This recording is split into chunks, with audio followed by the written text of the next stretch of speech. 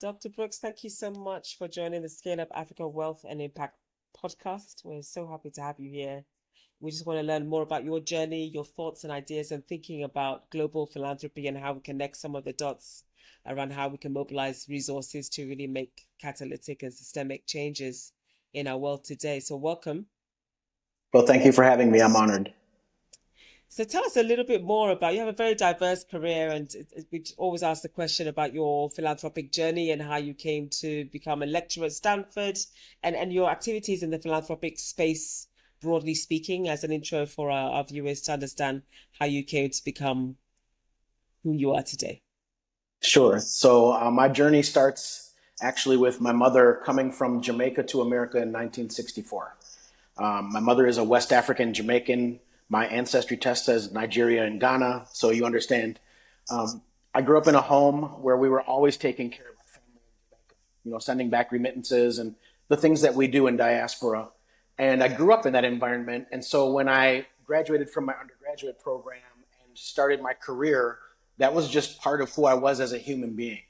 And so for nearly 20 years, I spent my career working on behalf of and deploying philanthropic sort of like investments into communities of color and people that nonprofits and people that really needed that support.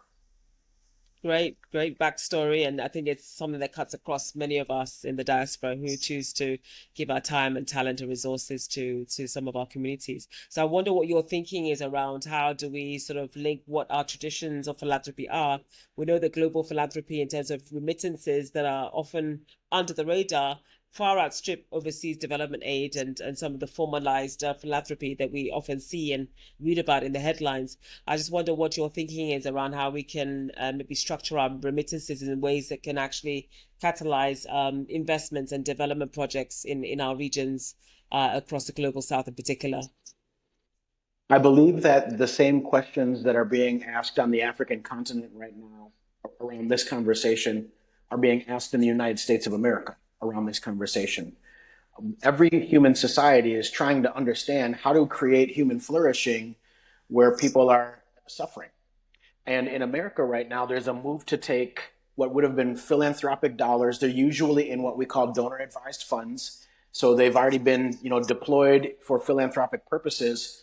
But some legislation has been passed and some organizations have emerged that can take those existing philanthropic dollars and make them impact investment dollars. And it's a somewhat of a complex process, but not impossible to replicate. And what I really believe is true at the heart of my entire philosophy around this conversation for the African continent is the greatest need right now is for unity between the continent and the diaspora. United we stand, divided we fall. In Ethiopia, they say when spiders unite, they can tie down the lion. And we, people of African descent globally, need to unite so we can tie down this lion that's been keeping us down forever. Right. It's interesting that you allude to the power of philanthropy if it's deployed in a certain way. I mean, Ghana, we've just been celebrating almost a decade of work as an ecosystem, structuring a philanthropic seeded $75 million impact investing fund for small businesses and expansion growth businesses basically to grow through venture philanthropy. And so it's a really a conversation that, I think a lot of people in our investment and finance ecosystem are really getting behind. And certainly some of the work that we do is to advocate for our ecosystem of, funders and supporters and partners, even our pension funds domestically, to understand the powerful, that sort of that underlying layer of catalyzing additional private sector capital to drive our economic development. And we know that there's power in our wealth, right? So we need to also deploy our own resources to do so.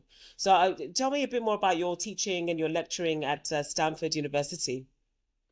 What I teach at Stanford is called identity investing because the part of the story that I did not get to in my earlier introduction is about 8 years ago, I made a really hard turn out of sort of the nonprofit sector, the philanthropic sector, into the investment sector. And now I lead a venture capital firm that invests on the continent of Africa and in the diaspora globally. And what has been fascinating to me along this journey and what has led me to earn a spot lecturing at Stanford is When you're working in the nonprofit sector, the philanthropic sector, it is the exact same transferable skill set for the investment and venture capital sector. Maybe a little bit more analytics on the financial services side in terms of understanding, the flow of capital and how to make certain things fungible. But really, interacting with people, being able to raise money, being able to recognize talent, all of those things have been transferred from my nonprofit and philanthropic work into my investment work. And at Stanford, what I teach is that if you truly understand your identity, why you exist on planet Earth at this moment in human history, you will understand how you are supposed to steward whatever resources come into your hands. And I see both philanthropy and investment as stewardship. Yes, and that's why we were so excited to speak to you because you understand it too, and it's not mutually exclusive. If you're going to invest, I mean, we've seen in Africa how mobile money, for example, was an innovation that was born in Africa, and we've seen the benefits of companies like MTN, which is like one of our biggest telecoms companies, really innovating in the space around mobile money. In terms of mobile money in agencies, networks, people that can transfer money through their mobile phones, and the power of that to become one of the biggest financial service providers in the continent. So we know that impacts and investments often go hand in hand. It's just really about those transferable skills as you've just described. So that really resonated with me. So what are you seeing in terms of next generation wealth transfer? Everyone's talking about the next generation wealth transfer. What do you see as the big opportunity for philanthropy advisors, impact advisors to wealthy families and individuals? What do you feel is missing in terms of making sure that transfer moves away from the traditional sort of charity case that we've seen into the more exciting elements of impact investing, innovative finance, blended finance, catalytic capital, all of these new ways of moving forward, unrestricted core funding. We've seen how Mackenzie Scott, you mentioned your mother earlier, but Mackenzie Scott is someone that we all know and respect in terms of her approach to philanthropy. She was very much a mentee of Toni Morrison, right? The famous author. So those influences really matter in terms of how we show up, as you say, identity, like that core identity within us to steward resources to improve the plight of our planet and our people. So I just wonder how you feel what's your advice to those coming up in this space as advisors, as allocators, to make sure that we steer our assets into the right direction? So let me start by saying I think the great tension right now is that the generation that for the past several decades has owned and controlled the wealth is looking at this generational transfer, and they recognize that some of the future generations, my generation and the generations underneath me, we have completely different core values, right? We are very humanitarian in nature. Many of us grew up in a much more diverse society than our parents or our grandparents. And so we just think differently. And in many cases, the previous generations are nervous and scared that, the wealth that they built will be squandered on something that they themselves don't care about, which leads to what I think is the great opportunity. I think the great opportunity for advisors and for folks who are stewarding great wealth is to go on a journey to truly discover what it is that they've been entrusted with those resources for. And I am of the opinion, because I'm a Pan-Africanist and I'm a humanitarian, that ultra wealthy people have been entrusted with resources to help the world become a better place. I call this human flourishing. I'm one of the world's leading subject matter experts on Black human flourishing. And I believe that if we get human flourishing right in Africa, we get human flourishing right everywhere. If we get human flourishing wrong in Africa, we get human flourishing wrong everywhere. So the people that either are controlling the wealth or are advising the folks who are controlling the wealth, I think their great opportunity is to expand the worldview of themselves and or the folks that they are advising, to recognize that by the year 2100, 39% of humanity will live on the African continent. And we can't just make decisions for today. We have to be thinking about future generations and our children and grandchildren. We honor our ancestors, but we live for our descendants.